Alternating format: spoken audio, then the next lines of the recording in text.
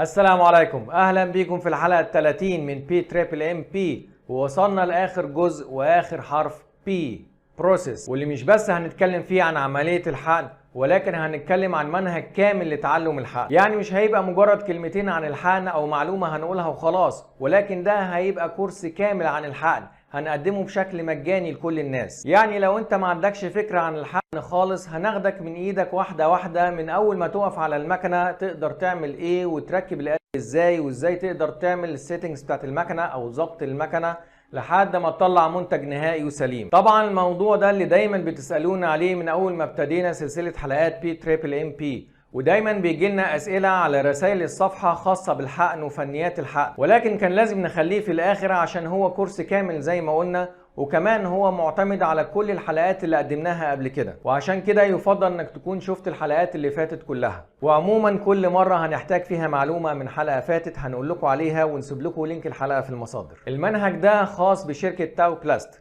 طبعا لينا مرجعيتنا من الكتب العالمية اللي هنذكرها في آخر الكورس، ولكن المنهج ده وإن يكون شامل بالشكل اللي هتشوفه ده خاص بشركة تاو بلاست، ومش هتلاقيه في أي حتة في العالم غير هنا. خلونا ناخد فكرة عن منهج تعليم الحقن ونتعرف على النقط اللي هنغطيها خلال الكورس.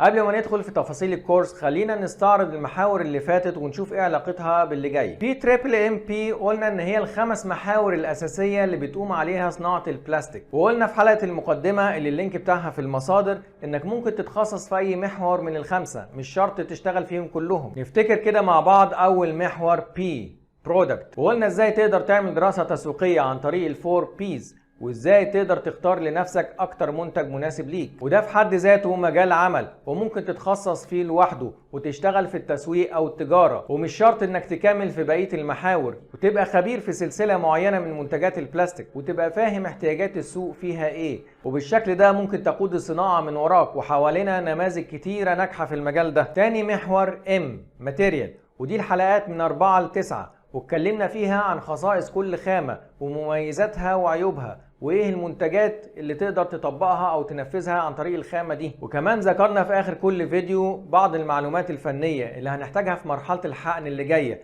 من ضغوط وحرارات تشغيل، وده برضو في حد ذاته مجال منفصل وممكن تتخصص فيه لوحده وتبقى خبير خامات وتشتغل في تجارة الخامات سواء الجديدة او المعاد تدويرها. وثالث محور ام مولد، ودي الحلقات من 10 ل 17، واللي اتكلمنا فيها عن القوالب وانواعها وايه الفرق بين كل نوع والتاني، وانواع الصلب الخاصة بيها، والعمر الافتراضي بتاع كل نوع فيها. وده كمان مجال منفصل وممكن تتخصص فيه لوحده وتبقى فني او مهندس اسطمبات ويبقى عندك ورشتك او مصنعك لتصنيع وصيانة الاسطمبات. رابع محور وهو ثالث ام ماشين، ودي الحلقات من 18 ل 29، واتكلمنا فيها عن فكرة عمل مكنة الحقن ومكوناتها الأساسية وايه هي أهم أجزاء فيها، وازاي تقدر تختار المكنة المناسبة لمنتجك سواء في الشراء أو في التشغيل. يعني لو عندك منتج وعايز تشتري له مكنة، ازاي تقدر تختار المكنة اللي تشتريها وتكون مناسبة ليك، لا تبقى أكتر بحيث ان انت تبقى رامي فيها فلوس مش محتاجها، او تبقى اقل ما تحققلكش المنتج بتاعك.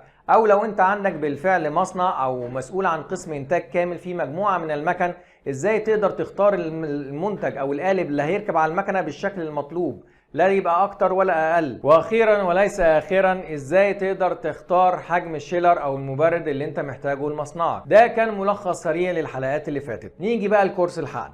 الكورس ده هيفيدك لو انت ما عندكش اي فكرة عن الحقن خالص، هياخدك من ايدك واحدة واحدة لحد ما تبقى محترف حقن او فني متمكن في حقن البلاستيك. ولو انت عندك فكرة نص نص، هيعرفك انت واقف في انهي مرحلة بالظبط وفاضل لك قد ايه عشان توصل لمرحلة الاحترافية. وكمان هيفيدك لو انت صاحب مصنع وعايز تقيم الفنيين اللي عندك، كل واحد واقف في انهي مرحلة، بحيث ان انت تبقى عارف كل فني والدرجة الفنية بتاعته. او لو انت لسه عايز تعين فنيين بلاستيك فتقدر تقيمهم بناء على الكورس ده. مش اي حد يقول لك انا فني بلاستيك من غير معيار بأنهي شكل، تعرف ايه وما تعرفش ايه. وكمان ممكن تعمل مركز تدريب عندك في المصنع، بحيث ان انت تاخد ناس لسه عمال ما عندهمش فكرة عن البلاستيك وتدخلهم تدربهم في مرحلة بالتدريب لحد ما يبقوا فنيين متمكنين ويعرفوا يقوموا لك المصنع او يمسكوا لك وردية. وده اللي هنوضحه بالتفصيل دلوقتي. عشان تبقى فني حقن متمكن او محترف، لازم تعدي على 4 مراحل أساسية. أول مرحلة هي مرحلة التجهيز، ودي بتنقسم لجزئين.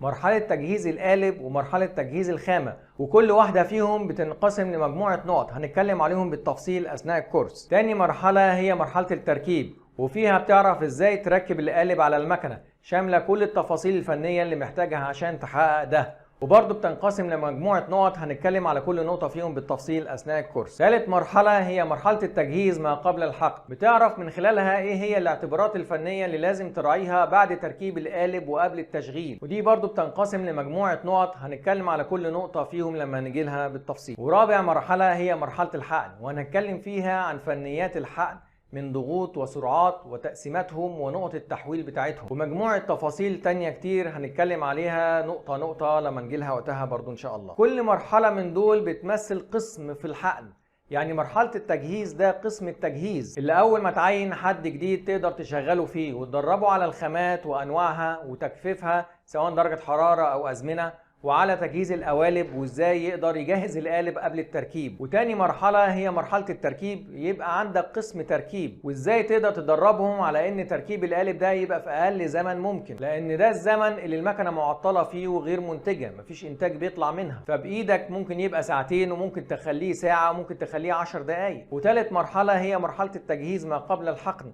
ودي بتحتاج فيها فني غير متخصص بعد ما بيكون عدى على القسمين الاولانيين بيبقى عنده فكرة كويسة جدا عن الخامات وانواعها وعن القوالب وتركيبها، وبيقدر يظبط اعدادات المكنه قبل مرحله الحقن على طول. وتيجي في الاخر مرحله الحقن اللي بتحتاج فيها فني متخصص او مهندس اللي يقدر يبرمج لك المكنه على الخامه والمنتج المطلوبين ويبدا في تشغيل المكنه وبدء الانتاج. وانتظرونا الحلقه الجايه مع كورس الحقن ومنهج الحقن الكامل من تاو بلاست، وهنبتدي باول مرحله التجهيز. نشوفكم الحلقه الجايه، سلام عليكم.